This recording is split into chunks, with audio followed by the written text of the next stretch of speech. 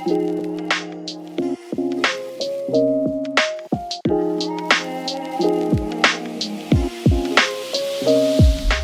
afternoon, good morning, good evening, everybody. It is Monday, September 9th, and you know what that means. It is time for the High Risk Wrestling Recap. Check out the socials, Charismatic Creations on Facebook and YouTube, Charismatic_Creations52 on Instagram, and of course the 215 on Twitter.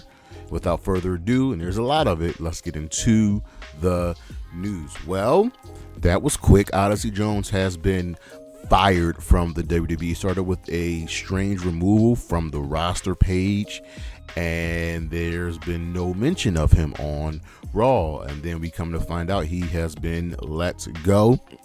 Looks like there were some domestic violence allegations that hampered his run. Remember, he sat on the main roster for 2 years, and even before that, he was a top prospect in NXT, getting a push, and then he got in trouble down there, called to the main roster, sat in catering for 2 years, finally got his push, and just like that, it is over. A couple of people have re-signed with the WWE, well, more so too. Asuka and Cedric Alexander have re-signed. I'm more so shocked at Cedric than Asuka. Asuka's got it made. She's a living legend. She is a GOAT.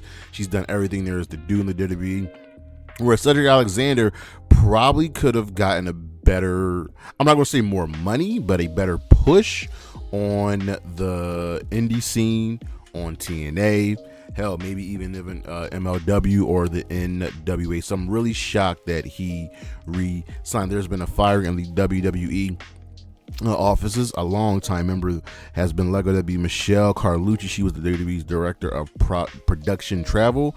She's been with that company since 1988. Wow, that is a lot. And she's been let go. This is pretty much due to the merger and the formation of TK. Oh, speaking of departures, Giselle Shaw has left TNA, and it makes sense. She was very, very, very connected to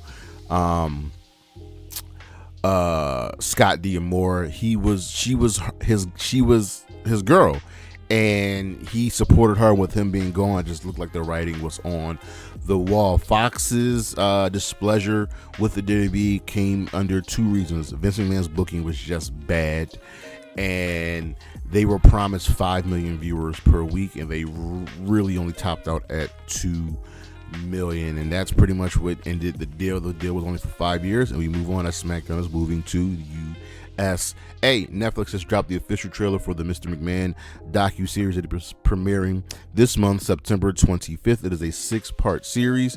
It includes interviews from The Rock, Hulk Hogan, Stone Cold, Cena, Bret Hart, Bruce Pritchard, Eric Bischoff, Triple H, media personalities, but one person that has not been interviewed for the documentary has been Janelle Grant, the woman that is suing Vince McMahon and the WWE for a bunch of sexual trafficking and abuse allegations. She was contacted, but there was no return, and Vince had no control over the final edit of the Netflix documentary, and more importantly, from those that have seen it, has called it an absolute double shovel burial of Vince McMahon. It is not looking good for him. Kevin Kelly and the boys have decided to sue AEW for a breach in contract and also to get their severance package. Remember, Kevin Kelly was fired over something that happened with Io Riccaboni, among other things, and the boys say they were unjustly fired, and Tony Khan gave their reasons for firing, that you pretty much were no showing shows. If you look at the actual lawsuit, they don't really have a leg to stand on. Rich Swann has been found guilty after his no contest plea in court. He will be serving no jail time. He gets a fine of $203. He's on 6 months probation and has to pay an additional $285 in related fees. Once he completes his probation and pays all his fines, his case will be closed. Remember, he is also still suspended from TNA, and he just missed, out right over that 60-day sobriety, but I wish him the best. TNA has signed indie sensation Heather Reckless. This is really, really good. You lose yourself, Shaw, you get a new person in, and they also signed someone else. We'll get to that later in the weekend review, but this is a really, really good pickup for them. The Knockouts need more people. And now apparently, ladies and gentlemen, word on the street is that Saturday night's main event is returning for the first time in over 15 years. This program was a big part of the wrestling world, especially during the 80s and early 90s, and they did try bringing it back during the mid 2000s. It just didn't work out. Hopefully this is a part of their new deal with NBC. Speaking of new things, new shows, AEW has filed a trademark for AEW Shockwave. Are they getting a fourth show? There's even rumors that they could possibly be signing a deal with Fox. We are still waiting to hear about this media deal, but AEW Shockwave, Collision, Rampage, Dynamite, I love it. Swerve, Strickland, and MJF will be taking some time off. In the case of MJF, he is going away to film a movie, whereas Swerve, after carrying his company for the better part of half of a year, losing the World Championship, losing to Hangman Page, he will be taking some time off. He'll rest up, and let's see what's next for him. On the injury side of things, Rebel is dealing with considerable health struggles during her prolonged AEW absence. She has been, intrinsically connected with Britt Baker.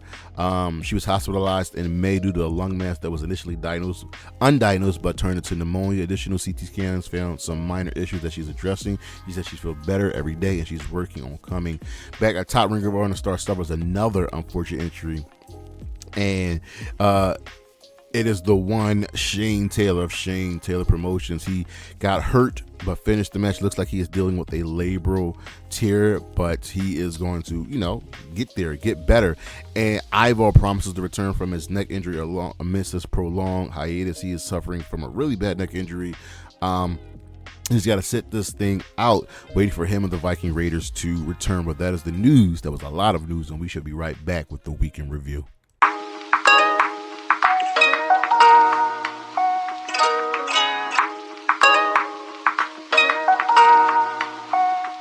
Let's get into the week in review. Monday Night Raw. This is the Bash in Berlin Fallout show. The show gets a fist. We start off with Rhea Ripley coming out, and she wants Liv Morgan. Her and Damien got the W, and now she wants the World Championship back. Pretty much. Dom says that ain't happening. It's a trap. Liv jumps her. Rhea gets tied up in the ropes, and Damien makes the save, but Rhea has a quote-unquote injury, and she is on crutches for the rest of the show. Chad Gable hypes up American Made. They go on to defeat the Alpha Academy when Ivy now chokes out Maxine Dupree with the Dragon Sleeper. And then Chad Gable makes a challenge to the Wyatt Six. He challenges them to an 8-man street fight that's going down tonight. The Wyatts accept. Shayna Baszler defeated Zelina Vega. Lyra Valkyria tried making a save but failed, so Pure Future Collective get themselves a W. Will be facing Lyra and Zelina with the mystery partner the following week. Damian Priest will get fit in a tag match, and Rhea has a partner in mind. Drew attacked Punk'd and destroyed the the bracelet. This happened. Punk's feels justified that he got his W. He got the bracelet back, and even Wade Barrett couldn't talk Drew down. Drew Claymore this man out of his J's. Hit that man with 3 Claymores, and then as they were doing a stretcher job in the back, Drew beat him up again. So we are far from over between these two. Dragunov defeated Dominic Mysterio and Dragon Lee to move into the IC Championship Fatal 4-Way. Number one contenders Fatal 4-Way match. Damian Priest ran off Dom, so this became a one-on-one match. God wants to see Ilya versus Dragon Lee. The Unholy Union defeated Damage Control to earn a tag team title shot, and I'm assuming they're going to lose that, obviously. Sami Zayn goes Gunther to give him a title shot because, Gunther can't beat Sami. That's what Sami just proved. Braun Strowman defeated Sheamus and Ludwig Kaiser to move to the IC title Fatal 4-Way. This spot was supposed to go to Bronson Reed, and he's out with COVID. sick, and it just sucks. In the main event, Damian Priest and Jey Uso make peace. They go on to defeat Finn and JD. Sucks seeing your tag team champions lose. Over on Dynamite, this was the all-out go-home show. The show gets a thumbs up.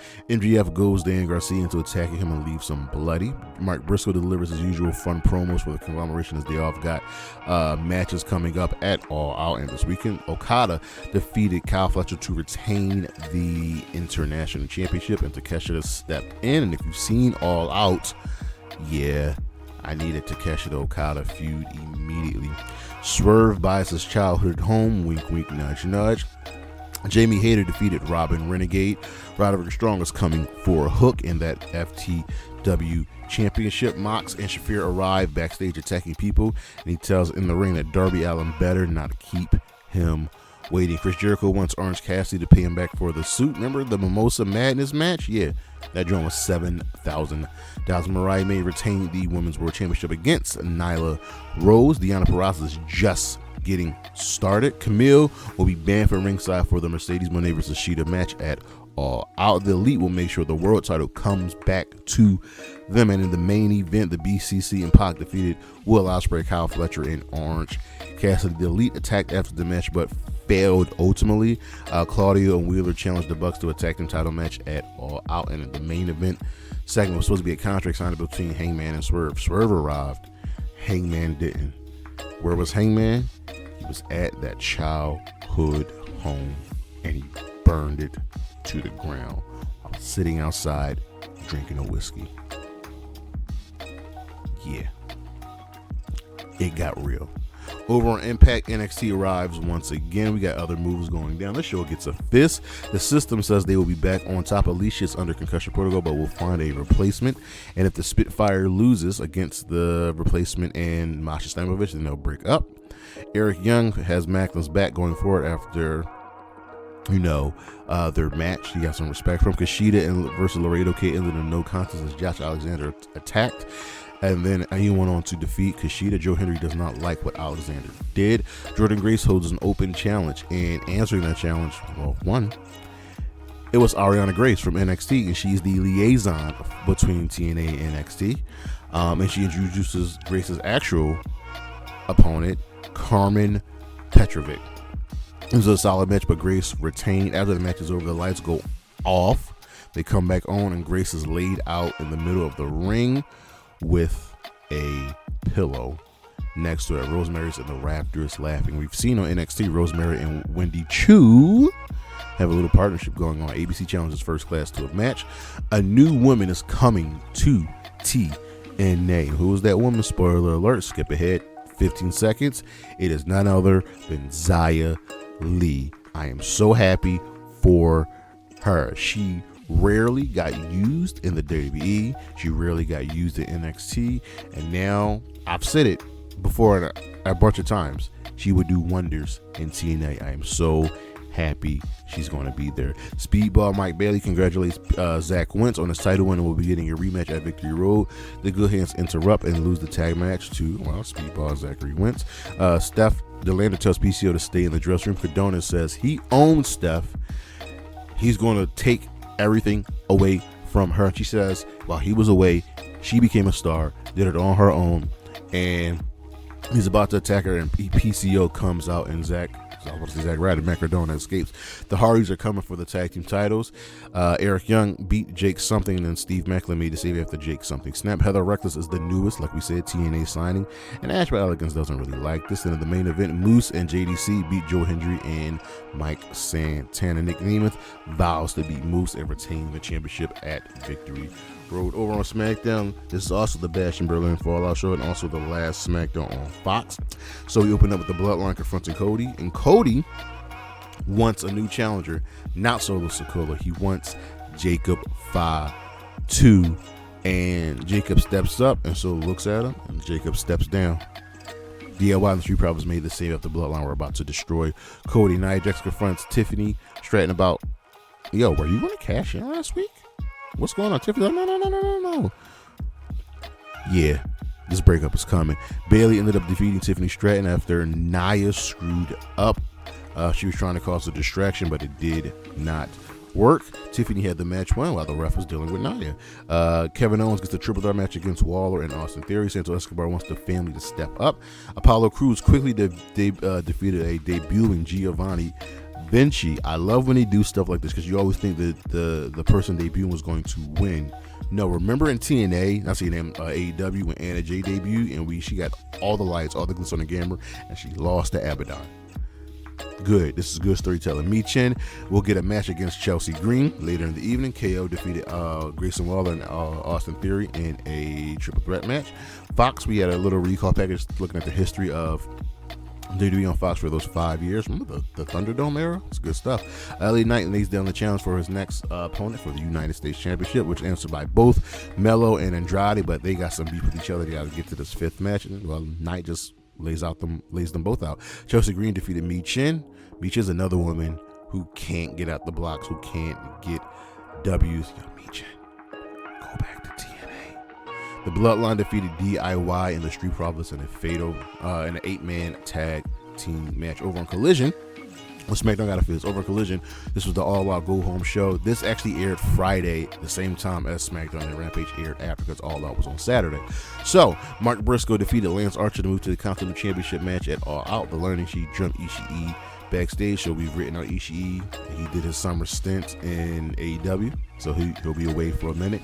The Grizzly Young Veterans won a squash match and ended up brawling with FTR. Orange Cassidy's backpack is empty. He wants to put some more gold in it. He ended up beating Brian Keith to move to the Continental Championship match, and then Jericho stole Orange Cassidy's backpack. The Outrunners got their first win. These dudes are super, super over, and if you haven't heard, they right now are the #1 merch movers in AEW.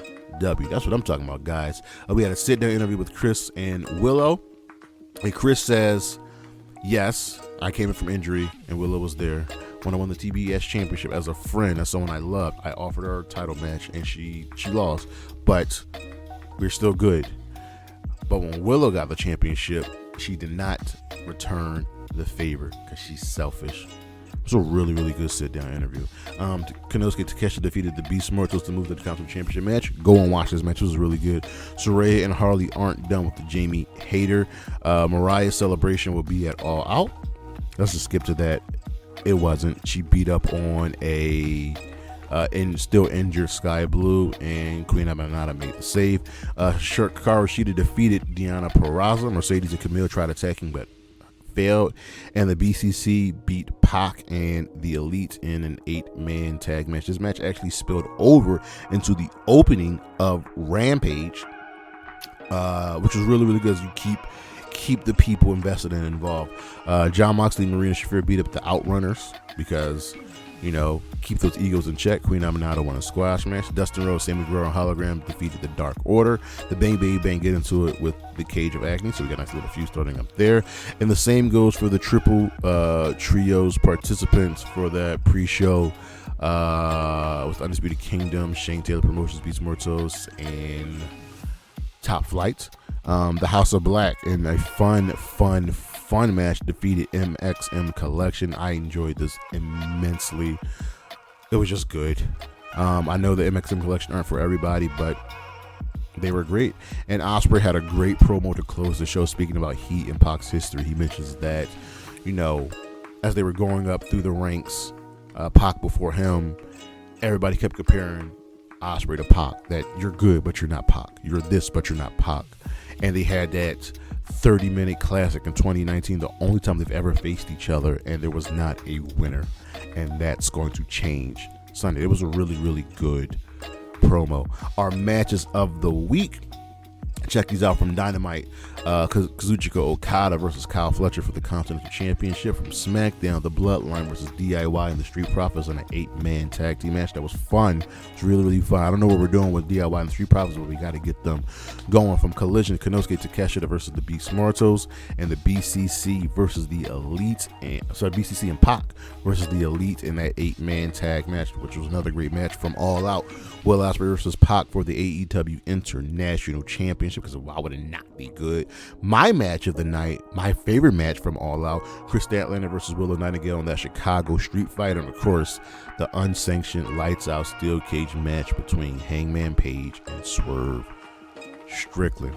But I had to give our stars of the week not to Bryan Danielson, not to Pac or Ospreay, not to Jacob Fatu, who dominated, but I'm giving it to Kris Statlander, Willow, and Nightingale, because they were put into a tough spot following the Ospreay Pac match, and they lived up to the expectation. This was absolutely fantastic about these two, and they're two of my favorites. So that's our show. Thank you for listening. Thank you for watching. Coming up, we got some lists going down. I'm not going to draw out. We got the compilations uploaded. Check out the show Saturday, Costume Change. We got a whole bunch of stuff going down, but that's our show. Check out the socials, Charismatic Creations, Facebook and YouTube, Charismatic_Creations52 on Instagram, and of course the 215 on Twitter. I'll see you when I see you. Peace.